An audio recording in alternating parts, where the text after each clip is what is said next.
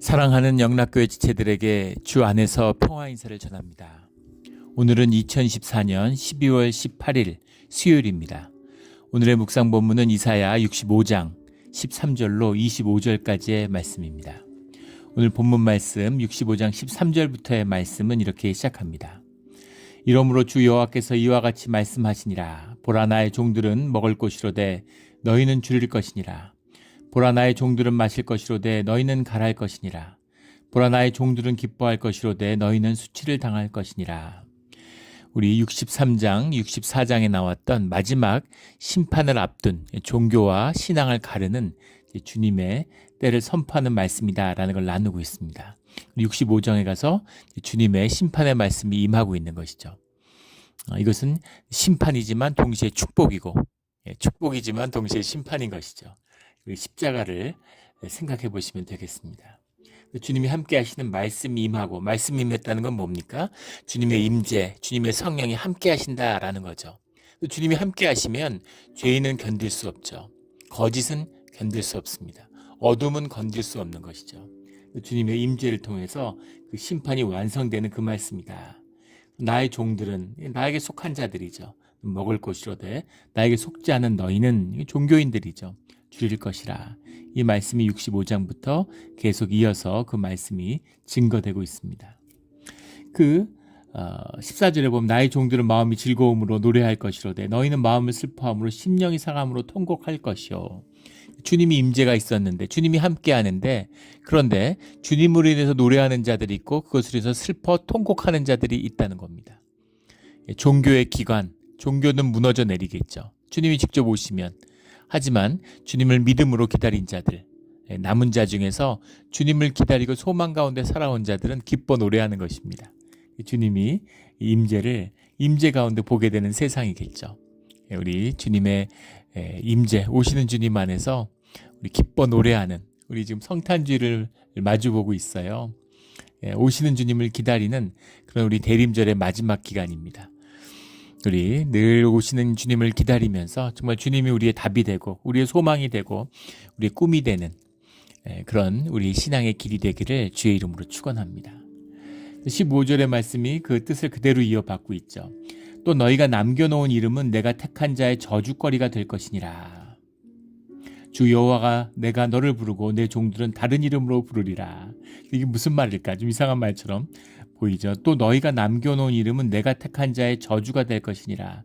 이 말씀을 이해하려면 예레미야 29장 말씀을 이제 봐야 됩니다. 29장 21절, 22절의 말씀에 보면 이런 말씀이 나와요. 예레미야 29장 21절에 만군의 여호와 이스라엘 하나님께서 골라야의 아들 아합과 마아세야의 아들 시드기야에 대하여 이같이 말씀하시니라. 그들은 내 이름으로 너희에게 거짓을 예언한 자라. 보라, 내가 그들을 바벨론의 왕 느부갓네살의 손에 넘기리니 그가 너희 눈앞에서 그들을 죽일 것이라. 바벨론에 있는 모든 포로가 그들을 저주거리로 삼아서 이르기를 여호와께서 너를 바벨론 왕이 불살라 죽인 시드기야와 아합 같게 하시기를 원하노라 하리니. 시드기야와 아합은 북이스라엘의 왕이고 시드기야는 이제 유다의 왕이잖아요. 시대가 뭐 어떻게 바뀌고 나라가 망했니 그러니 해도 그 왕으로 산다는 게 현상적으로 보면 얼마나 큰 복입니까? 예. 만국의 왕이라고 하는데 누구예요? 영친왕. 왕이 못 됐지만 이제 왕이죠. 조선 왕조가 마지막에 대한제국을 허울 뿐이지만 대한제국을 만들어서 이제 순종 황제, 고종 황제가 됐잖아요. 그래서 순종 황제 아들이니까 이제 영친 왕이 된 거죠. 그 영친 왕이 도쿄에 가서 도쿄 무슨 프린스 무슨 호텔에 있는 게 있어요. 아주 시내 한복판에 있는 곳이죠. 그게 무슨 헤지펀드에 팔려서 미국에 호텔로 개발되고 이러는데 그 땅값이 어마어마합니다. 5 빌리언인가? 어마어마한 땅값에 매매가 된 이제 그런 게 나오죠. 근데 영친왕이 나라가 망하고 나라를 팔아먹었으니 어마어마한 부자입니다. 나라를 잃었으니까 왕으로서 비참하게 느껴질 수 있을지 모르겠지만 그 저택이 지금 가치로 하면 뭐 7, 8조 되는 그런 데 집에 살았던 거죠. 그 외에도 재산이 어마어마했죠. 근데 미 군정이 들어오면서 그 재산의 거의 뭐 7, 80%인가를 세금으로 뺏기게 되고 나중에 뭐 우여곡절을 겪는데 자기 재산을 못 지키게 되죠. 그렇게 되는데 그 저택이 동경에 가면 지금도 그대로 있습니다. 예, 그 아주 대저택이죠. 예. 지금 뭐 미술관인가 뭐 그런 걸로 쓰인다는 얘기를 들은 것도 같은데 이형근 장군이라고 한국의 그 대한민국 국군의 군번 1호죠. 군번 1호인데 이분이 이제 그 시대 많은 분들이 그랬듯이 일본 육사 출신이에요. 일본군 대위로 있을 때 동경에 근무를 하는데 그 영친왕을 자주 찾아갔다는 거죠. 왕국의 한을 달래고 뭔가 이제 광복에 대한 꿈이 있지 않을까 하고 몇 번 찾아갔는데 크게 실망했다는 거예요. 예, 사석에서든 개인적으로 만났는데 같은 조선 사람인데 물론 뭐 감시를 받고 이러니까 불신도 있었겠죠. 예, 그런데 한 번도 개인적으로 만났는데 한국말을 한 적이 없다는 겁니다. 일본말로만 얘기를 했대요. 그래서 어떻게 일본 우리 조선 왕실의 후손이고 예, 그런데 이럴 수가 있을까? 개인적으로 굉장히 실망했다는 거죠. 근데 광복이 되고 나서 광복이 돼서 이제 찾아가니까 처음으로 한국말로 하는데 한국말로 완벽하게 하는 걸 보고 한국말 잘 못하나 이렇게 생각했더니 한국말로 이야기를 하는 걸 듣고 충격을 받았다. 뭐 이런 얘기를 당신 자서전에 썼던 걸 본 기억이 납니다. 그런 거죠. 예. 수치스럽고 그렇지만 현상적으로 보면 왕이고 그래도 뭐 많은 걸 누리게 되는 거겠죠.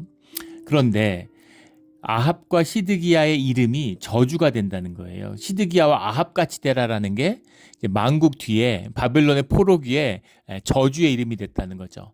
너 그렇게 하다가 아합같이 돼. 너 그러다가 이제 시드기야 꼴난다. 이런 식으로 사람들이 저주하는 저주의 이름이 됐다는 겁니다. 예. 그렇게 된다. 너희가 남겨놓은 이름은 내가 택한 자의 저주거리가 될 것이니 이 말씀이죠.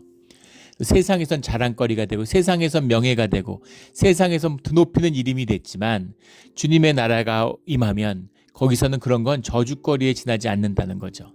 예. 너 그렇게 하다가 트럼프처럼 되고 싶어? 뭐 이런 거죠. 너 그렇게 되다가 시진핑처럼 되고 싶어? 예. 세상의 부와 권력을 다 누리는 것 같지만 그것이 주님의 나라에서는 저주거리에 지나지 않는다. 이런 것입니다. 우리 현상의 복이 아니라 하나님 나라의 복을 누리는 세상의 이름을 얻기 위해서 세상의 저주거리를 얻기 위해서 인생을 허비하는 그런 인생이 되지 않기를 주의 이름으로 축원합니다. 16절에 이러므로 땅에서 자기를 위하여 복을 구하는 자는 진리의 하나님을 향하여 복을 구할 것이요 땅에서 맹세하는 자는 진리의 하나님으로 맹세하리니 진실의 이야기죠. 예. 거짓은 살아남을 수 없다. 종교에 관한 얘기죠. 너희들이 예루살렘의 거짓 종교 때문에 망했어. 산당의 예배 때문에 망했어. 그 말씀이잖아요. 예. 그런 짓을 하는 너희 종교인들아. 예. 시드기야나 뭐 아합이 여호와를 모르는 게 아니죠. 예. 성전에서 제사를 안 드린 게 아닙니다. 예. 엄숙하게 뭐 국가의 제사인데 얼마나 엄숙하게 가서 그런 제사 행위를 열심히 드렸겠어요. 근데 주님이 그런 거 받지 않아. 주님은 거짓은 일도 취하지 않으셔. 그런 이야기죠. 그래서 그런 것은 용납될 수 없다. 진리의 하나님, 진리의 하나님으로 맹세해라. 하나님 안에서는 진실밖에 없죠. 진실로 하라는 겁니다. 모든 것을 진실로. 땅에서 맹세하는 자는 진리의 하나님으로 맹세하리니 이런 거죠. 오직 진실만이, 오직 진리만이 주 앞에 설 수 있습니다. 우리 거짓의 종교를 패하고 진실의 신앙으로, 진실의 우리의 마음으로, 자원하는 심령으로 주님 앞에 서는 우리 모두가 되기를 주의 이름으로 축원합니다. 그리고 17절부터 이제 축복의 말씀이 임해요. 새 하늘과 새 땅을 창조하신다. 주님의 계속된 창조죠. 생명의 비밀이잖아요. 우리가 살아있는 건 우리 안에 죽음이 없어서가 아니라 죽음을 압도하는 생명이 살아있기 때문입니다. 살아 역사하기 때문인 거죠. 수많은 세포가 죽지만 그것만큼의 세포가 생겨나고 있죠. 그래서 살아있는 거예요. 더 많이 생겨나면 성장하는 거고 더 적게 생겨나면 노화하고 있는 거죠. 생명의 역사가 있어요. 주님이 만물을 새롭게 하신다라는 주님의 약속처럼 우리 가운데 계속 새로움을 주시는 겁니다. 그래서 주님이 새로움을 주시지 않으면 그냥 다 썩어버리는 거예요. 그게 세상의 비밀입니다. 뭐 특별히 뭐 벌 주고 무슨 집 밟는 게 아니라 그냥 놔두면 다 썩어 문드러져요. 주님이 새롭게 하는 힘과 새롭게 하는 정신을 주지 않으시면 세상의 현상의 모든 것은 썩어질 뿐입니다. 정치 같은 걸 보세요. 미국도 그렇고 한국도 그렇고 정말 썩어 문드러지죠. 예. 정말 어떻게 이럴 수가 있나 싶어요. 입을 모여. 한국하고 지금 미국만 그런 일본도 그렇고 독일도 그렇고 프랑스도 그렇고 뭐 독일에서는 나치의 후예들이 만든 당이 지방 정치에서 지방 선거에서 승리했습니다. 있을 수가 있는 얘기예요. 막 나가는 거죠. 세계가 아니고 스웨덴에서 극우파가 집권하고 사회민주주의의 사민주의의 고향이잖아요. 근데 극우파가 집권을 해요. 그러니까 세상에 뭔가 이게 혼란과 아니 말세 때죠. 짐승의 권세가 세상을 덮고 있습니다. 그 마르코스의 아들이 민주적으로 선거해가지고 대통령 되고 지금 뭐 필리핀은 부통령은 또 전직 대통령의 딸이죠. 또 전직 대통령의 아들이 런닝메이트로 나왔는데 부통령이 대통령을 암살하라고 공개적으로 지시를 해가지고 서로 막 갈등하고 나라마다 뭐 멀쩡한 나라가 없습니다. 대혼란의 시대죠. 민주주의가 그렇게 위대하면 민주주의를 하면 뭔가 피어나고 뭐가 자라나야 되잖아요. 자라난 것도 없고 피어난 것도 없고 썩어 문드러지는 쓰레기 냄새 악취가 풍기는 거죠. 이게 인간들의 일입니다. 이게 현상세계의 끝이에요. 여기에 무슨 소망이 있겠습니까? 제가 개인적으로 안타까운 건 전 80년대 학교를 다녔습니다. 선배 중에 친구 중에 민주화를 위해서 헌신되고 감옥 갔다 오고 이런 친구들이 많았어요. 뭐 한다고 그랬나? 뭘 위해 그랬나? 그런 안타까움이 있죠. 안타깝습니다. 주님이 임하는, 주님이 함께하는 곳 가운데만 새 하늘과 새 땅이 열리는 거죠. 17절에 보라 내가 새 하늘과 새 땅을 창조하나니 이전 것은 기억되거나 마음에 생각나지 아니할 것이라. 너무 좋으니까 애를 낳으니까 애가 너무 좋아서 애기 낳을 때 죽을 것 같았는데 거의 죽을 뻔했는데 엄마들이 그 고통을 잊고 애를 또 낳게 되는 거죠. 그런 걸 생각해 보시면 알 수 있죠. 새 하늘과 새 땅을 창조하니 너무 좋아서 이전 것은 기억되거나 마음에 생각나지 아니할 것이라. 18절에 내가 예루살렘을 즐거운 성으로 창조하며 그 백성을 기쁨으로 삼고 주님과 하나됨이에요. 이 주님의 꿈이고 주님이 이것을 위해서 백성들을 고난의 길로 광야의 길로 인도하신 거잖아요. 그래서 새 예루살렘이란 무엇인가? 새 예루살렘이라는 것을 이제 종교적으로 이해하는 양극단이 있죠. 그래서 땅의 회복을 시오니스트 같은 땅을 회복하는 것이다. 땅을 회복하고 자기들이 권세를 갖는 것이라고. 그거 아니죠. 주님이 무슨 제국의 권세를 주겠다고. 그럼 그냥 주면 되지. 뭐 바벨론이 뭐가 있어서 페르시아가 뭐가 있어서 주셨어요. 주님의 도구일 뿐인 거예요. 근데 이스라엘은 도구가 아니라 그 도구를 통해서 축복을 받는 복된 존재로 주님이 부르신 겁니다. 근데 주님이 주신 귀한 복을 세상 것과 바꾸려고 그래요. 세상에 떵떵거리고 뭐가 현상에 좋은 거 뭐가 축복이고 뭐가 져준 걸 모르는 거죠. 지금 뭐 이스라엘이 뭐 신났죠. 뭐 지금 막 인종 학살을 하고 뭐 가나 팔레스타인 다 합병하려고 그러고 레바논 뭐 시리아 뭐 이란 정신없이 때리고 있습니다. 자기네들이 막 국력이 세고 힘을 자랑할 것 같지만 두고 보시면 알죠. 그게 축복이 될까요? 저주입니다. 현상에서 좋아 보이고 힘 자랑하니까 뭐 목에 힘 들어가고 좋아 보이지만 그게 자기들의 구렁텅이를 망하는 길을 파고 있는 거예요. 남의 도시를 막 폭격하면서 베이루트를 폭격하면서 나중에 그런 폭격을 자기들이 맞을 거라는 생각을 왜 못합니까? 어리석음의 극치죠. 평면을 보니까 현상을 보니까 입체적인 역사가 보이지 않는 거죠. 무슨 미국의 정보국에서 오래 일한 요원인데 그런 한탄을 하는 걸 봤어요. 전에도 나눈 적이 있죠. 미국이 아프가니스탄에 들어가서 20년 전쟁을 했습니다. 뭐 테러를 당했으니까 복수한다고 들어간 거죠. 들어갈 때는 그 테러와 연관된 수십 명의 테러리스트들을 내놓으라고 그러는데 아프가니스탄 안 내놓으니까 그걸 직접 잡겠다고 들어간 거죠. 20년을 전쟁하고 미국 사람 수천 명이 죽고 군인들이 그리고 나서 20년 뒤에 거의 도망가듯이 날아가는 비행기에서 사람이 떨어지고 무기 다 잃어버리고 그게 도망치듯이 전쟁에서 나왔는데 그런데 나올 때는 그 손에 수배자들, 테러리스트의 수배자들이 수만 명이 돼 있었다는 거예요. 그게 인간의 일입니다. 복수를 하면 할수록 점점 원수가 더 많이 생겨나는 거죠. 예, 지금 자기 목숨을 던져도 이스라엘에 피해만 줄 수 있으면, 이스라엘에 고통만 줄 수 있으면 자기 목숨이 아깝지 않다는 그 지하드의 테러리스트들이 수십만 명이 예비되고 있는 거잖아요. 그 한 맺힌 병원을 폭격해가지고 그 죽은 아이를 안고 나오면서 통곡하는 그 엄마의 그걸 어떻게 감당하겠습니까? 어리석은 것이죠. 그래도 힘있고 떵떵거리니까 좋다고 그러는 거예요. 그것이 현상적인 축복을 원하는 종교인들의 모습인 거죠. 또 다른 건 정극단이죠. 이 땅의 이야기가 아니야. 천국의 얘기, 죽어서 가는 천당 얘기지 땅의 예루살렘이 어딨어. 이런 얘기입니다. 천국의 얘기야. 그런데 죽고 안 죽고, 땅이고 죽고 무슨 죽기 전이든 죽은 후든 그런 거 중요하지 않아요. 성경은 그걸 별로 중요하게 얘기하지 않습니다. 영생의 관점에서 보는데 잠들었다 이렇게 얘기하잖아요. 영이 죽을 때 죽었다고 얘기합니다. 육이 죽는 건 별로 중요하게 생각하지 않아요. 잠들었다 이렇게 얘기하죠. 어차피 다시 살아서 부활의 영생을 갖는 거니까. 중요한 핵심은 뭐냐면 주님이 함께하느냐 함께하지 않느냐 하는 그것입니다. 주님이 함께하는 하나님의 나라, 그것이 천국이고 새 예루살렘이라는 거예요.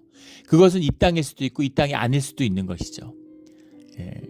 그것은 영과 육이 하나 된 그 비밀인 거죠. 천국을 이 땅에서 누리는 비밀입니다. 보이지 않는 것을 보는 비밀이죠. 이 비밀이에요. 주님이 함께하는 아름다운 공동체를, 희년의 공동체를 이루면 그게 천국입니다. 천국을 사는 거예요. 그거보다 기쁘고 그거보다 좋은 건 없어요.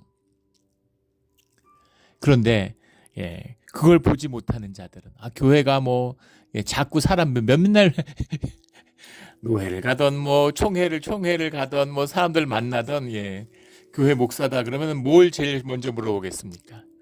교회 몇 명 있냐고 물어봐요. 교회 몇 명 나오는 게 왜 그렇게 중요할까요? 그래서 교회 사람들 많고 몇천 명 있다 이러면 무슨 세상에 무슨 귀인같이 떠받듭니다. 그런데 몇십 명 되고 이민교회고 작은 교회고 이러면은 정말 쳐다도 안 보죠. 교회가 뭔지 모르기 때문에 그런 것이죠. 근데 심지어 크리스찬들도 그럽니다. 사람 몇 명 모였냐고, 헌금 얼마나 모이느냐고, 그런 걸 가지고 현상적으로 표면적으로 보는 게 종교의 모습입니다. 교회가 자기 건물이냐 아니냐 그런 거 관심 갖고 이러는 거죠. 그런 사람들은 하나님의 나라를, 주님을 보지 못하는 겁니다. 주님과 함께하면 현상적으로 무슨 중요하지 않아요. 누가 모이든 세상에 떵떵거리는 사람들이 모이든 세상에서 헐벗고 가난하고 굶주린 자들이 모이든 상관없습니다. 중요한 것은 주님이 함께 하시느냐 함께하지 아니하냐, 그게 핵심이죠. 주님이 말씀 가운데 순종하고 인도해 오신 그의 남은 자들을 주님의 백성으로 구속하시고 주님이 그 가운데 함께 하심으로 하나됨으로 새 예루살렘이 이루어졌다라는 거죠. 그리고 주님이 그 백성을 기쁨으로 삼고 19절에 내가 예루살렘으로 즐거워하며 나의 백성을 기뻐하리니, 이겁니다. 주님이 기뻐하시는 거예요. 예루살렘을 즐거워하고 내 백성을 주님이 기뻐하는 거예요. 부모가 자식으로 해서 기뻐하는 겁니다. 이 기쁨. 부부도 마찬가지죠. 우리 전에도 나눈 적이 있죠. 부부된 제일 큰 기쁨이 뭐예요? 와이프가 남편의 남편됨을 기뻐하는 겁니다. 남편이 부인의 부인됨을 기뻐하는 거예요. 그러면 그 존재로서 그보다 더 큰 기쁨은 없습니다. 내가 부모예요. 근데 우리 애들을 열심히 키운다고 했지만 부족함이 많았죠. 애들 수학여행도 한번 못 보냈어요. 형편이 안 되니까 못 보내는 거죠. 물론 형편이 돼도 안 보냈을 것 같긴 한데, 그러니까 그 학교에서 그런 짓을 합니다. 애들 몇천 부씩 돼가지고 무슨 워싱턴 DC 같은데 보러 가는데 5성급 호텔 같은데 묵게 하고, 애들 유스 호스텔 이런 데 자게 해야지. 고생을 사서도 하는 거잖아요. 뭐 하는 겁니까 도대체? 그리고 난 그렇게 가니까 또 못 가는 애들이 다 못 가요. 못 가는 애들이 압도적으로 많죠.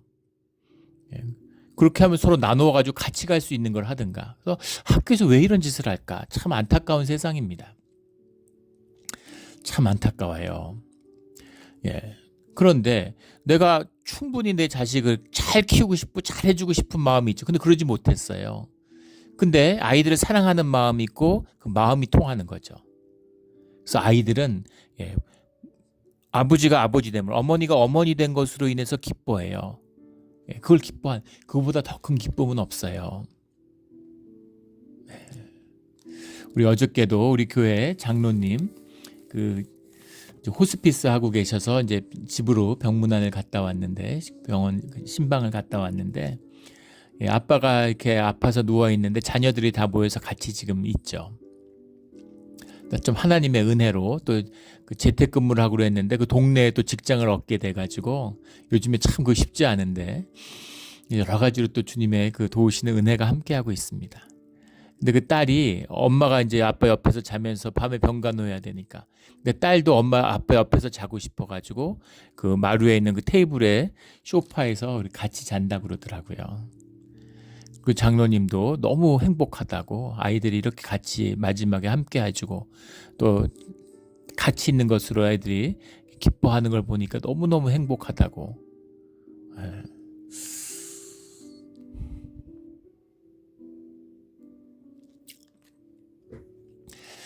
그걸 보면서 정말 그 스트롱 패밀리구나, 주님의 가정이구나, 아버지로서 좋은 아버지셨구나, 이제 그런 걸 느낄 수가 있었습니다. 그게 신앙이에요. 그게 신앙의 열매고 주님이 구하시는 신앙의 빛입니다. 뭐 축복받았다 그러고 세상에서 뭐 주님께 영광 돌린다고 해서 무슨 노벨상 받는다고 주님이 뭐 영광 받으십니까? 예, 그 무슨 영광이 되겠어요, 주님께. 예, 주님으로 인해서, 주님 안에서 함께 기뻐하는 주님의 기쁨이 되는 것, 주님의 임재가 우리 가운데 머무는 게 주님의 영광이에요. 그게 우리 신앙의 진실입니다. 종교는 뭔가 화려하고 멋지고 막 떠벌리려고 그러잖아요. 전 세계에 존재하는 교회 예배당 가운데 가장 크고 가장 아름답고 가장 멋진 예배당을 16세기 로마에 지었습니다. 그때가 교회가 가장 어둡고 기독교 역사가 가장 어둡고 교회가 가장 부패하고 가장 타락한 시기였어요. 그때 가장 거대하고 가장 아름다운 찬양대가 있었습니다. 그때 예배가 가장 썩었어요. 현상이 아니라 본질입니다. 그 본질의 세계, 주님이 함께 기뻐하는 새 예루살렘이죠. 무너진 성벽에 집을 덧대어대고 그 가운데 믿음으로 그곳을 찾아오고 추위에 떨면서 배고픔에 떨면서 주님과 함께하길 원하는, 주님을 기뻐하는 주의 백성을 주님이 기뻐하셔서 하나 되는 게 새 예루살렘이에요. 무슨 솔로몬의 성전을 듣고 1000번제를 드린다고 주님이 기뻐하시는 게 아니고 주님이 오히려 슬퍼하시죠.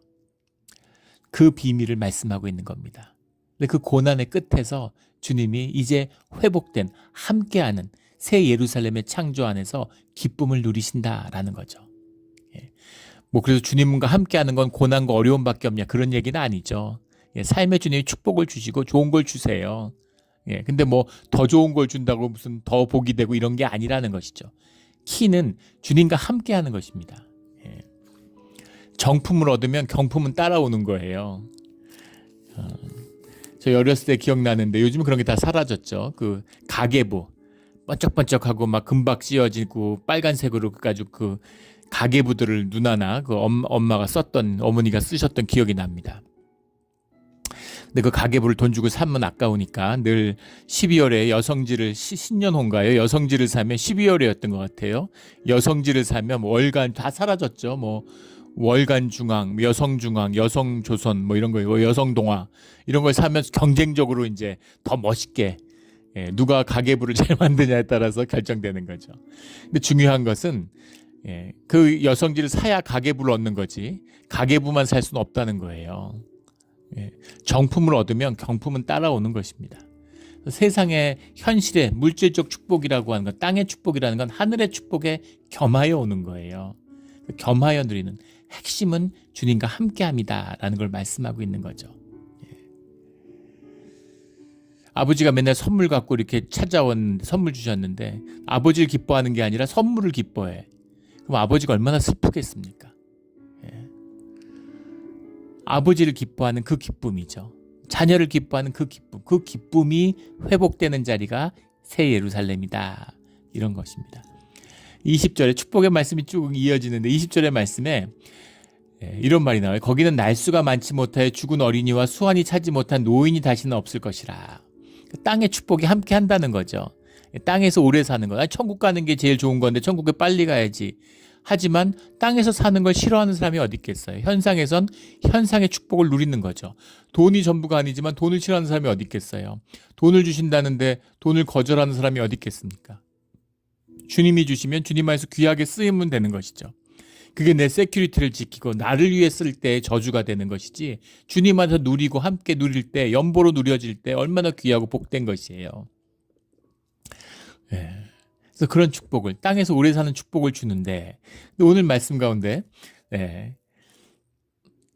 100세에 죽는 자를 젊은이라 하겠고, 20절에 100세가 못 되어 죽는 자는 저주받는 자리라. 이런 것이 이제 대표적으로 약간 의역인데 약간 과장된 의역을 했어요. 앞에 나온 내용을 수완이 차지 못한 노인이 다시는 없을 것이라는 것을 강조하기 위해서 이렇게 한 것 같은데, 이것의 행간에는 사실은 땅에서 오래 사는 것이 곧 축복인 것 같은 느낌을 받게 되는 거죠. 그렇지 않습니다.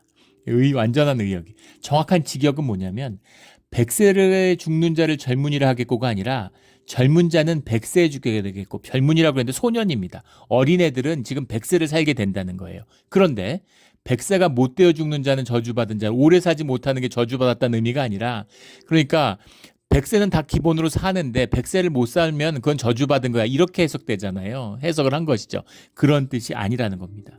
직역된 뜻은 100세 된 죄인은 저주를 당할 것이라, 이런 말이에요. 그러니까 그게 뜻이 와닿지 않으니까 이제 의역을 해서 이렇게 연결을 한 거겠죠. 근데 성경을 이렇게 번역하면 안 됩니다. 말이 안 되는 것 같아도, 이해가 안 돼도 그냥 직역을 해야 돼요. 그 뜻이 있기 때문이겠죠. 이게 무슨 말이냐면 축복의 때가 있다는 겁니다. 주님이 축복의 때를 열어주셔서 주님과 함께해요. 그래서 주님의 새 예루살렘이 임한, 주님의 축복이 임한 그 땅에서는 모든 사람들이 함께 축복을 누리는 겁니다. 그 땅에 죄인이 없어요? 죄인이 있어요. 그 땅에 심판이 없어요? 심판이 있어요. 왜 심판이 없어요? 벌이 없어요? 벌이 있어요. 그러나 그 가운데에서 복이 함께 흘러가고 있다는 겁니다. 왜냐하면 주님의 축복받은 자들이 있기 때문인 거죠. 아버지가 부자예요. 부자가 아니라도 아이들이 무슨 운동회 하는데 애들한테 무슨 햄버거 하나씩, 햄버거 너무 싼가요? 통닭 한 마리씩 나눠주고 싶어. 치킨 한 박스씩 나눠주고 싶어. 애가 치킨을 좋아해. 필라 세트를 하나씩, 치킨 뭐죠 그런 거, 그걸 다 하나씩 나눠주고 싶어. 한 박스씩 주고 싶어. 그런데 주님이 주시는 거잖아요. 아버지의 마음으로. 아버지의 마음이 회복된 좋은 아버지잖아요. 어떻게 내 자식만 먹입니까? 내 자식만 먹이는 거, 그게 저주죠. 근데 자식을 먹이고 싶으면 어떻게 해야 돼요? 그 아이들 전부 다 먹여야죠. 반이 30명이다. 그러면 30박스 돌리는 겁니다. 그 애를 먹이기 위해서.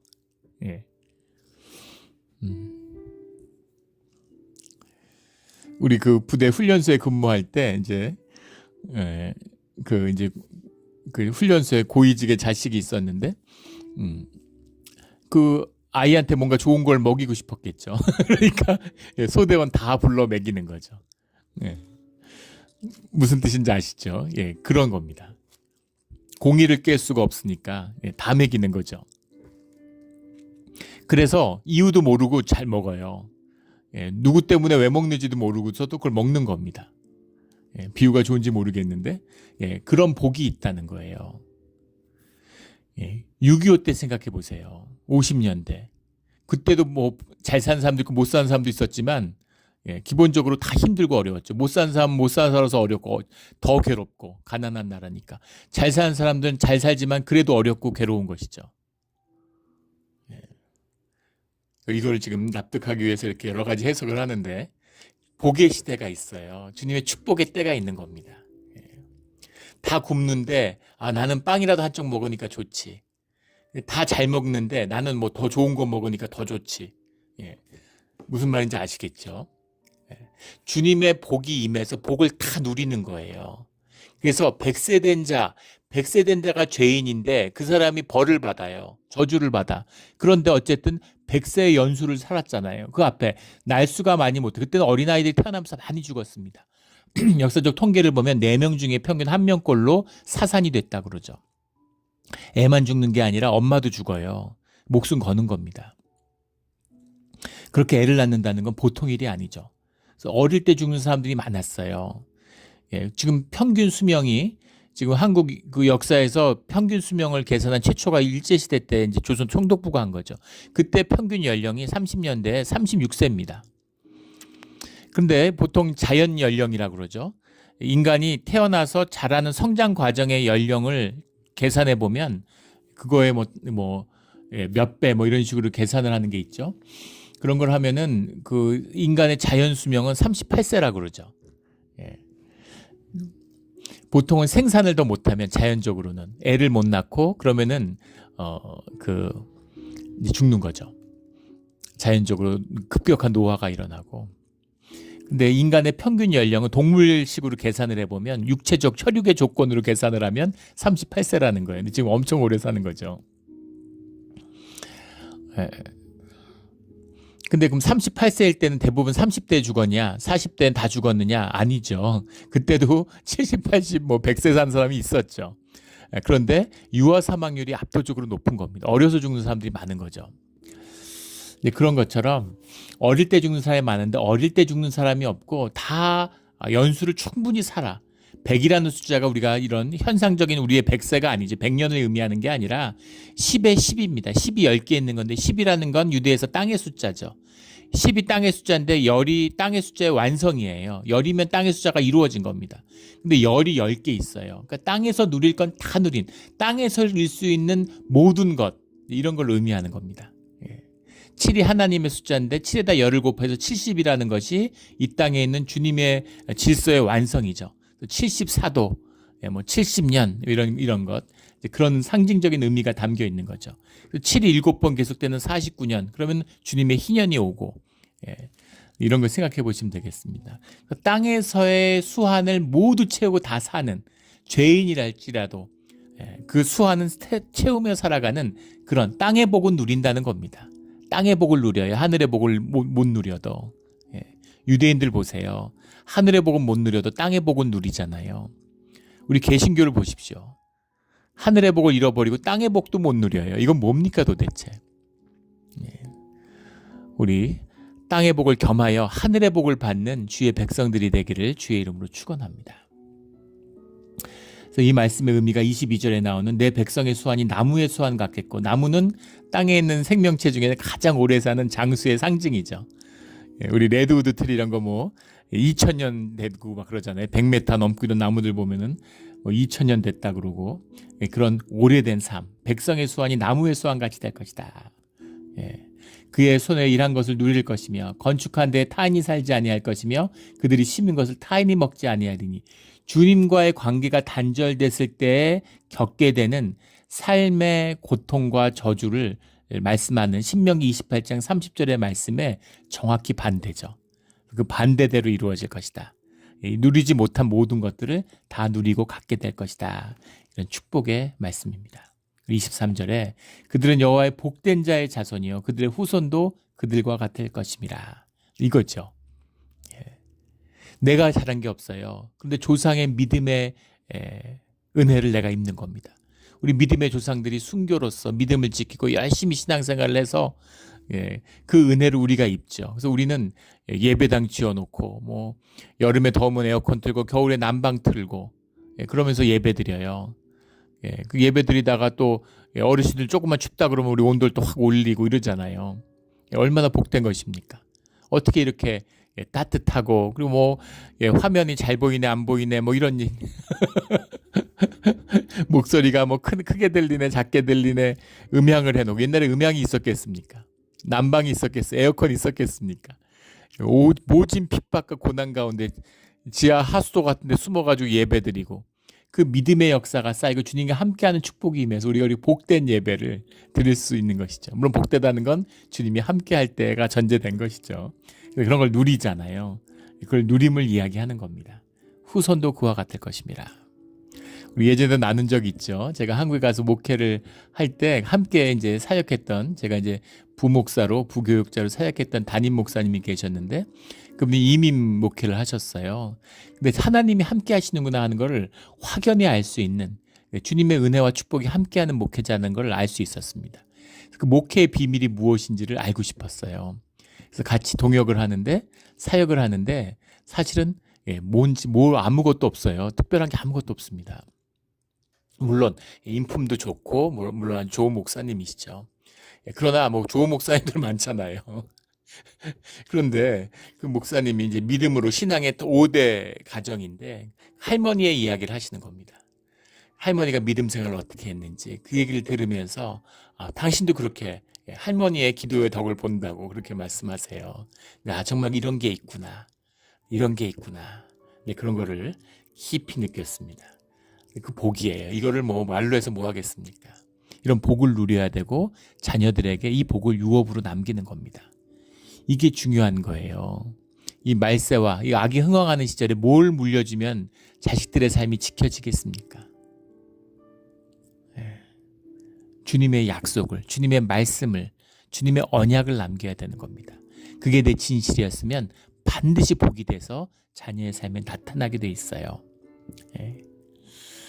그 주님이 함께 하시는 축복을 정말 그 은결해서 말씀해 주시는 게 24절의 말씀이죠. 그들이 부르기 전에 내가 응답하겠고, 주님이 불러도 대답 없던 백성, 주님을 부르지 않는 자들, 근데 주님이 부르기 전에 내가 응답하겠다. 그들이 말을 마치기 전에 내가 들을 것이며, 우리가 부르짖고 울부짖는데 주님이 듣지 않으셔.